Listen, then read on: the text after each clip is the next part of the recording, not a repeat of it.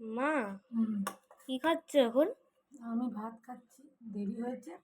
এই পুরো সবজিটাই আমার, সবজি দিয়েই খাবো ভাত, মানে ভাত খাবো না, সবজি মা খাবো। তোমার এত সবজি খেতে ভাল লাগে? ভালো যে লাগে তা নয়, কিন্তু খেতে হয়। রোগ হলে মানুষের তখন, যখন বয়স হয় তখন সবই খেতে হয়। তখন ভালো লাগার ওপর মানুষ খায়, তখন খেতে হয়, তাই খায়। ডিম হয়েছে যে,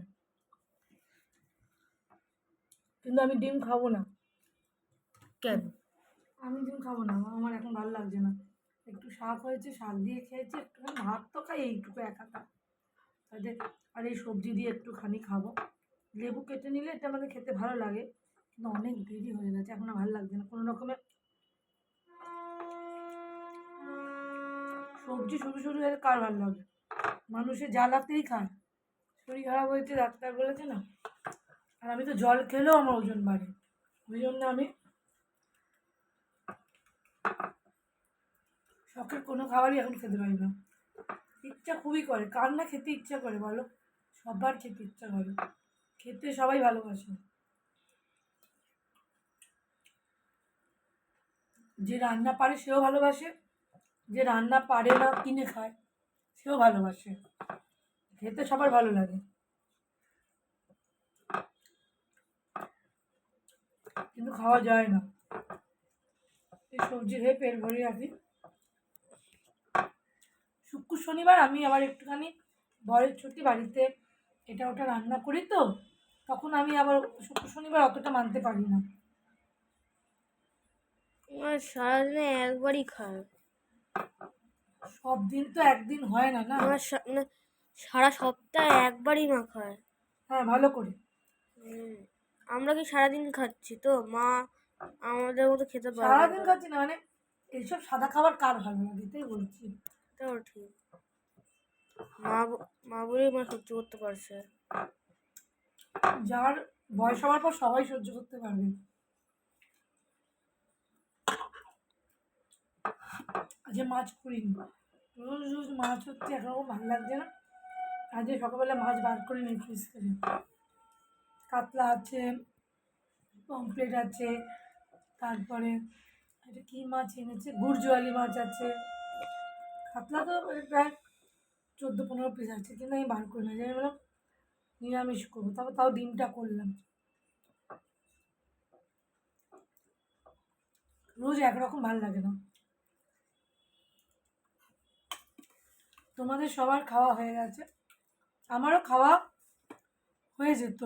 আমি খাওয়া সেরে নিই, আমি খাওয়াটা সবসময় তাড়াতাড়ি সারি, কিন্তু আমি একটু রিল করছিলাম। শুনে তো সেজেছি, মানে কি আমি সাজি নাকি? এরকম সময় একটু রিল করছিলাম, তাই জন্যে দেরি হলো, নাহলে কে সাজে? আর খেতে বসলেই আমি বলি বন্ধুদেরকে দেখাতে না, এরকম খাবার দেখালে বন্ধুদেরও বিরক্ত লাগবে। আমরা তো অরিজিনাল খাচ্ছি। যারা এই ফুড রিল বানায় তারা সত্যি করে খায় না, শুনেছি। আমার কোনো অভিজ্ঞতা নেই, আর কোনো সেন্সও নেই, আর কোনো জানা নেই, সবার মুখে শুনি তাই, যে ওরা নাকি ওরা ফেক রিল। ঠিক আছে, আমরা তো ভাবি যেটুকু করবো অরিজিনাল করবো, নাহলে করবোই না, তাই না? আমিও অপেক্ষা করছি কবে শুক্র শনিবার আসবে, আমিও একটু ভালো মন্দ খাবো। মা তো খেতেই পারে না হুম, মা এই রোগটার জন্য। আমার নার্ভের প্রবলেম হয়েছে তো, আমার হাত দুটো ঝিনঝিন করে ওঠে, সব মাঝে মাঝে অসাড় অসাড় হয়ে যায়, ঝিনঝিন করে। তো আমি লোকাল যে ডাক্তারকে দেখিয়েছি, ও বলেছে যে ওজনটা যতটা সম্ভব কম রাখতে, 60 কেজি হয়ে গেলে ভালো হয়। তো এখন মা তোমার কত? এখন আমি 66। তো আমি দেখতে চেষ্টা মা করছি, কিছুদিনের মধ্যে 4 কেজি কমে দিয়েছিল। দেখছি আবার মাপালে দেখা যাবে। এবার সার্জেন দেখাবো বৃহস্পতিবার দিন, নার্ভের সার্জেন না, নার্ভের ডাক্তার দেখাবো, স্পেশালিস্ট।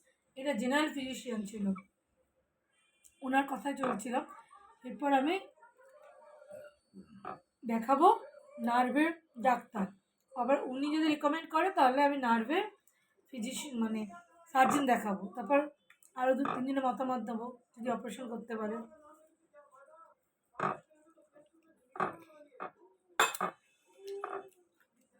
এটাই আর কি রোগ। রোগ বলতে সুগার নেই, মার সুগার প্রেশার নেই। তো আপ ডাউন করে প্রত্যেক মানুষেরই, আমারও সেরকম, কোনো সময় বেশি কোনো সময় কম। এখন লোয়ের ওপরই থাকে, মাঝখানে হাইও হয়েছিল। আহ, মানে থাইরয়েড নেই, তারপরে কোলেস্ট্রল এক্সট্রা কিছু নেই, চোখের ওপর দেখে অনেকে জিজ্ঞেস করে কোলেস্ট্রল আছে, আমি বলি কি না কোলেস্ট্রল আমার নেই। হ্যাঁ, অন্য কোনো কিছুই নেই, কোনো কিছুই নেই, এটার ওপরই এখন আছি। নিজে খেতে বসেছি, মায়ের ছবির তলায়, আমি এখানেই রোজ বসে খাই। মা তো মারা গেল 2024-এ, মানে এই মে বছরই মাসে। মে মাসে মারা হুম। গেল। এবার মা যখন থাকতো আমি আর মা খেতাম, এখানে মা হ্যাঁ, বসতো, যেখানে বসে ও ভিডিও করছে সিটে মা বসতো, আমি এটাতে বসতাম, ওরা 3জন খেয়ে নিত, বাবা তো অফিস থাকে। তো মা মারা যাওয়ার পর প্রথম প্রথম আমি একা বসে খেতে পারতাম না, খুব অসুবিধা হতো, একা একা বসে খাওয়া যায়, আবার দিয়ে লাগাতাম কাঁদতাম। তারপর এখন ওই অভ্যেস হয়ে গেছে, একা একা বসেই খাই। ওই বছর স্কুল ওর মর্নিং আছে তাই আমার সাথে বকবক করে, পরের বছর ওর ডে স্কুল হয়ে যাচ্ছে, তখন ও বেলায় ওকে পাওয়া যাবে না, এমনও থাকবে না, 5টায় আসবে, এখন তো 12টায় আসে।